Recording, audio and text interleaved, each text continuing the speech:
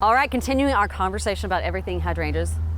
Let's go. Incredible. Okay, Incredible was developed off of this one that's beside us. This is the Annabelle who kind of started it all. Incredible has been bred to have really, really strong, sturdy stems and enormous flower heads. So one of the tricks to any of these hydrangeas is not to cut them back too far at any point in time.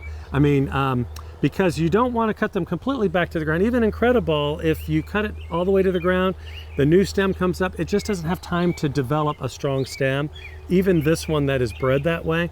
So it's better if you're doing pruning to just kind of cut it down to, leave like a stem here to kind of become a woody stem. If you never trimmed these, they might get up about 5 to 6 feet tall. So I would recommend just cutting them back no more than half at the end of the year or the beginning of the year. This is one of those ones that it doesn't matter when you prune it. It's always going to bloom the following spring. And if you did the pruning in late April, you're still going to get blooms because it comes up and it blooms with a bud on whatever new growth you have. So that's why I love the smooth hydrangeas. At this time of the year, Incredible is incredibly popular.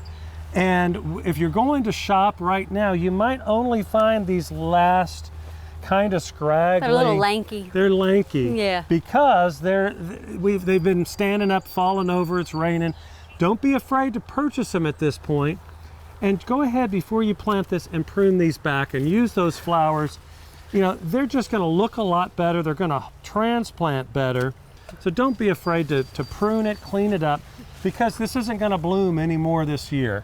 We're just trying to get the plant in the ground, planted, so that next year it's going to bloom. That root systems is So you might, if this is the last one, it might not look really good when you plant it, but it's going to be great for next year. So don't be afraid to do that. They're going to be blooming their heads off, literally, next year. And it does have a nice little smell, nice actually. Fragrance. Yeah, it's kind of surprising. Fun to bring them in the house. All right, stay tuned. We'll be back with more.